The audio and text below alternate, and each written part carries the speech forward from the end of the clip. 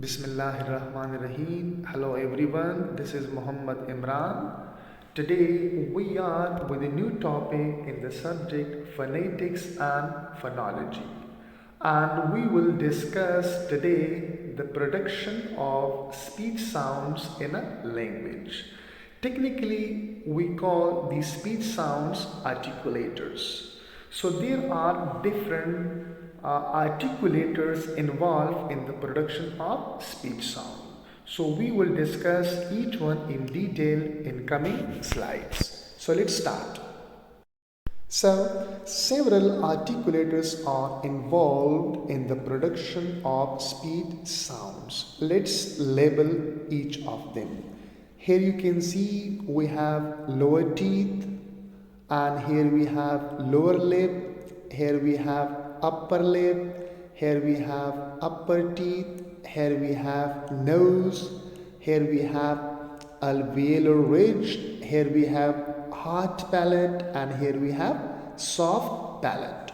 So these all are organ of speech. With the help of these organs of speech, human being produce sounds and different sounds. So we will discuss each articulators in detail in coming slides. Now this is another picture where you can see, and we can label here place of articulation. So again, here we have vocal fold, you can see here, and here we have larynx, and vocal folds are inside larynx. Here we have tongue, this is tongue, and then tongue has several parts like front part, central part, and back part. This is the front part of the tongue, and this is the central part of the tongue, and this is the back part of the tongue. And we will discuss that which sounds are produced with the help of different parts of the tongue. Then here we can see this is lower lip, this is upper lip, this is lower teeth, these are upper teeth, and this part is called alveolar ridge. Alveolar ridge is just behind the upper part of teeth, right? And then here we have nasal cavity. We will discuss what is nasal cavity. And here we have palate, we have hard palate, here we have soft palate, and here we have velum. So we will discuss these all articulators in detail in coming slides. Bilabials. Lips are the first articulators here we will discuss. So what is bilabials? When we say bilabial, so we mean that the sounds which are produced with the help of lower lip and upper lip. So you can see here we have lower lip and here we have upper lip. So these are sounds formed using both, by mean both, upper and lower lips. And labia mean lips. So bi means upper and lower, and then labia means lips. So the initial sounds in the word pat and bat and mat are all bilabials. They are represented by the symbol p, which is voiceless, and b and m, which are voiced. So we can also describe the vowel sound found at the beginning of wave, walk, and word as bilabial. So now here we can see that we have three complete bilabial sounds in English phonology. First, that is p, second, that is b, and third, that is m. And we can also include w in the category of bilabial sound because we are using upper and lower lip. So again we can categorize these three bilabial sounds. We can say that p, it is voiceless because your vocal folds, they do not vibrate. And then we have b. For b and for m, they are voiced sound. Because if you take the tip of your finger to your Adam apple, so your Adam apple, it vibrates. So when it vibrates, so then we can say that these two sounds, b and m, are voiced sound in English phonology.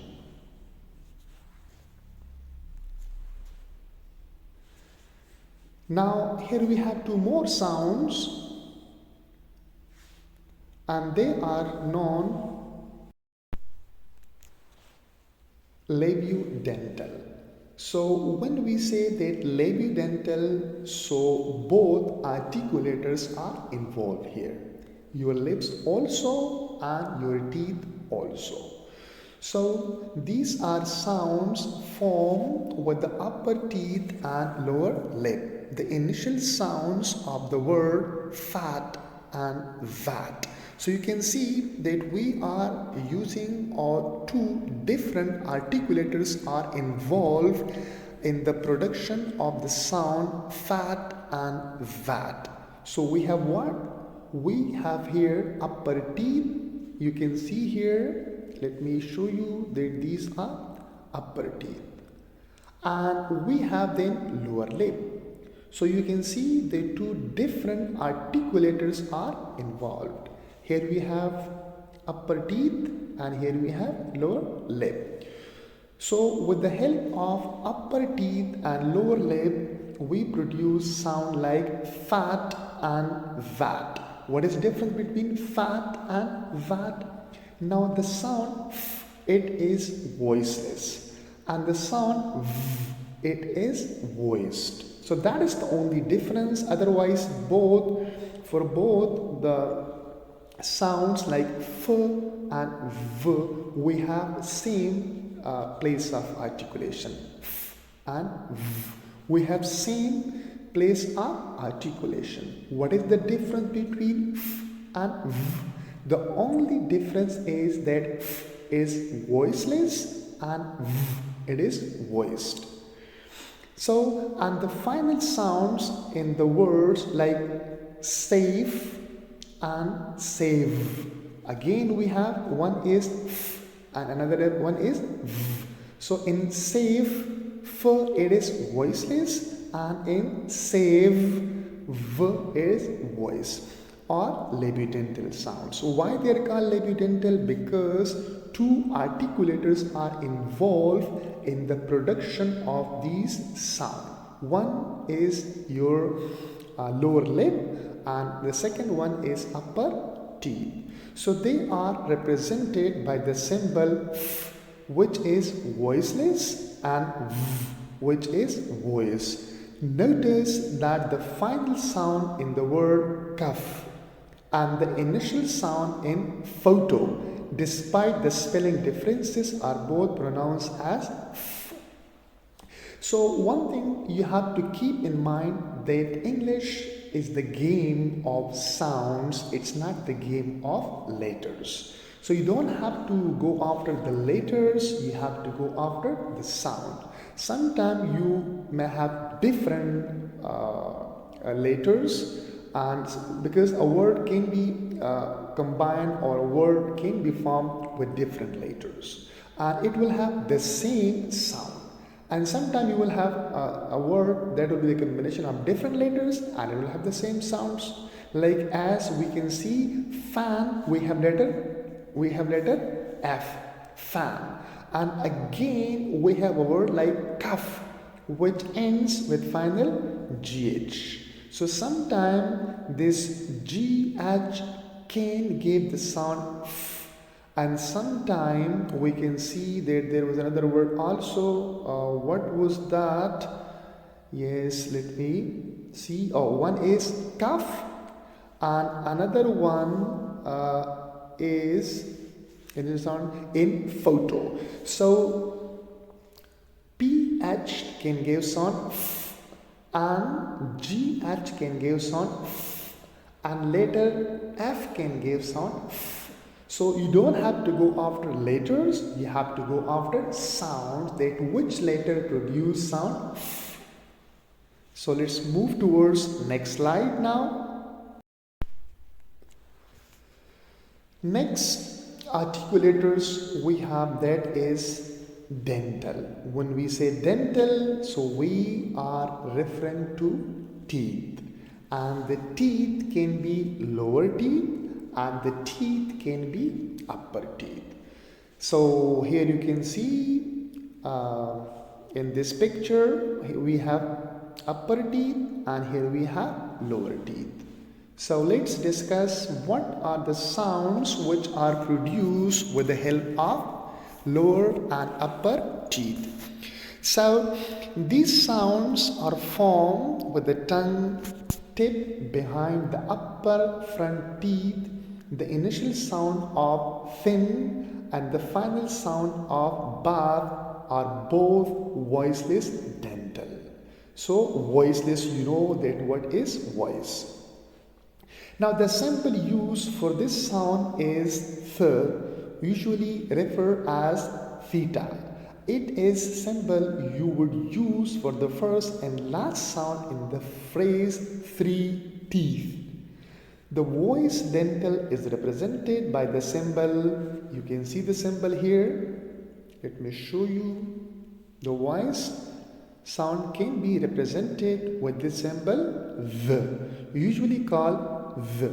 This sound is found in the pronunciation of the initial sound of the common words like the or there or then, and thus, so it is also the middle consonant sounds in the feather, right? Feather, and the final sound of bar. The term interdental is sometimes used for these consonants when they are pronounced with the tongue tip between the upper and lower teeth. So we have actually the two ways to pronounce dental sound. The first one is your tip of the tongue, because I told you that the tongue has several parts. We have tip of the tongue, we have blades of the tongue, we have front part of the tongue, we have central part of the tongue, and we have back part of the tongue. So dental sounds are produced with the help of the tip of the tongue behind upper front teeth. So you can see that you take the tip of the tongue where behind upper front teeth, like you say th, and then you say th and the. And when the tip of the tongue, it is between the upper part of teeth and your lower part of teeth. So then the sounds which are produced are called interdental sound. So two ways are there. First, you take the tip of the tongue behind upper front teeth, right? Usually we pronounce in this way. And the second way is that the tongue tip, it comes between upper teeth and lower teeth. So it is a little bit outside. It is now between upper and lower teeth. So these two different ways are there.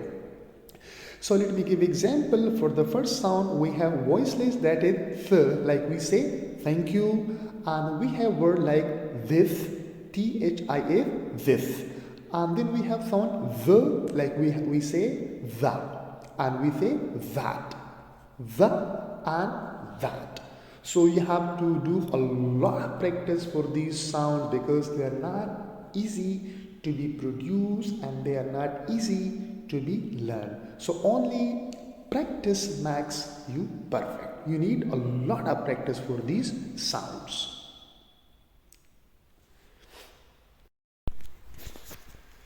The next articulators we have, that is alveolar. You don't have to scare from these teeth, right? It is just to show you that what is alveolar. So next articulator we have alveolar. So these are sound formed with the front part of the tongue on the alveolar ridge. So this is your actually alveolar ridge. You can see here alveolar ridge. So which is the rough bony ridge immediately behind and above the upper teeth. So which part is alveolar ridge?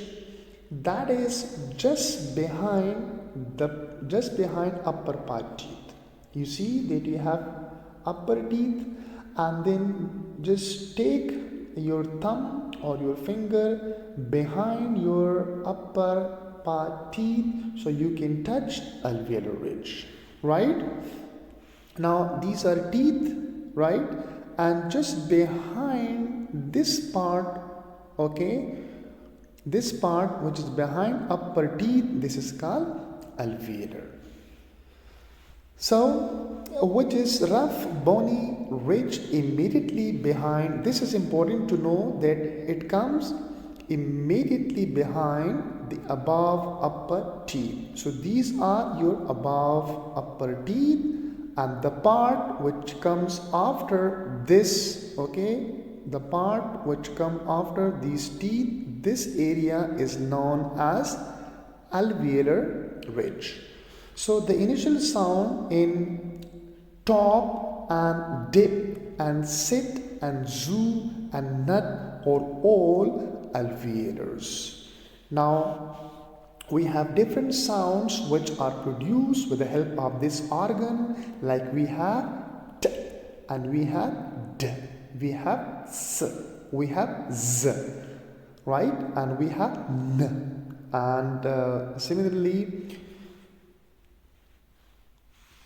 Okay, so the symbol for these sounds are easy to remember, like we have t, d, s, z, n.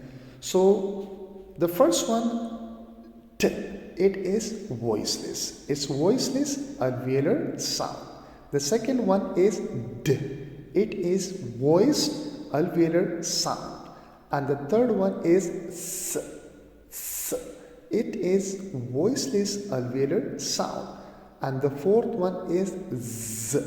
It is a voiced alveolar sound. And then we have n. It is also a voiced alveolar sound.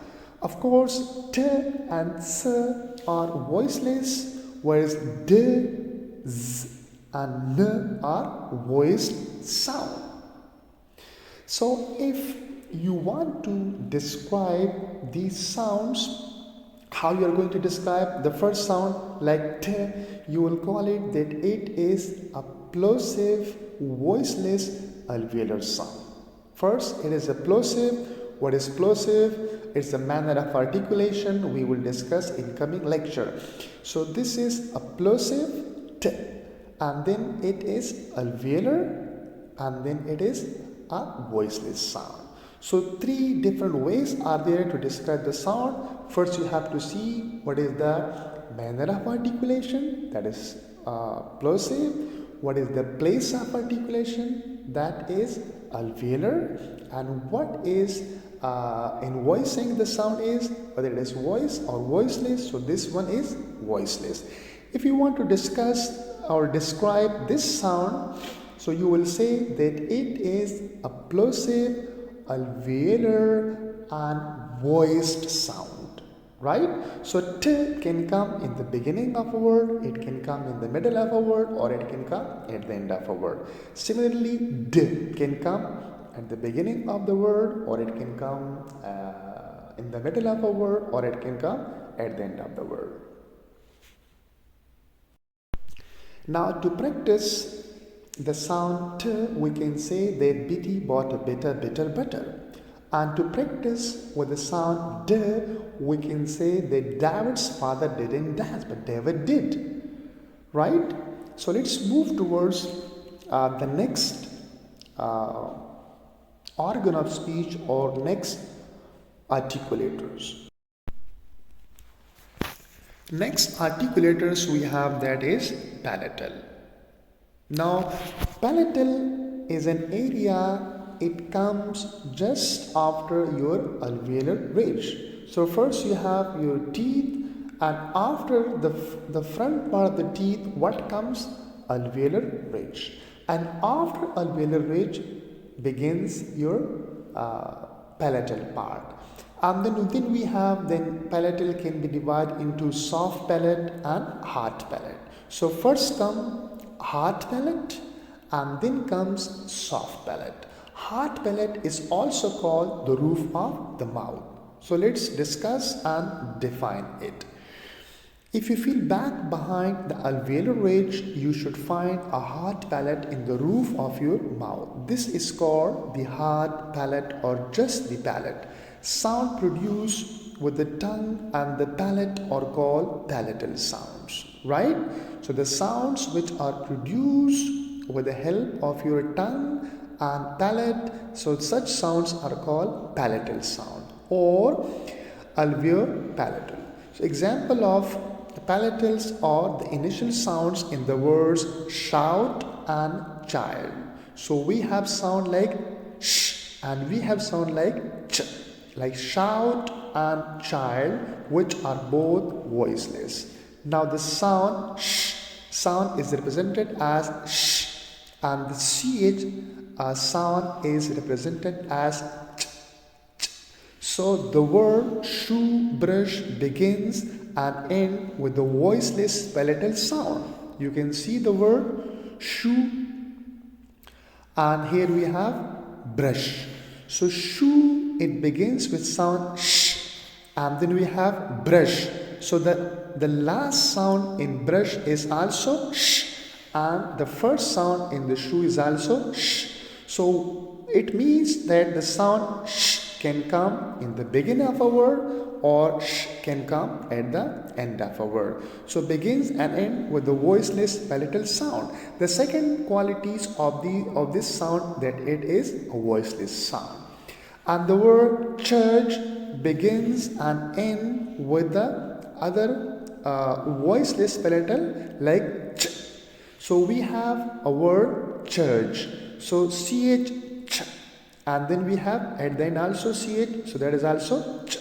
So church begins and ends with other voiceless palatal sound. So one of the voice palatal represented, the symbol j, is not very common in English but can be found in the middle consonant sounds in words like treasure and pleasure. You see that most people mispronounce this word. Let me highlight it. Most people mispronounce the word. They call it treasure. It's not treasure. It is pronounced as treasure. Right? It is treasure. And it is not pleasure. It is pleasure. So pleasure and treasure. And the sound is j, which is a voice sound, voice palatal sound. Or the final sound in rough. Wait. Or the final sound in like rock.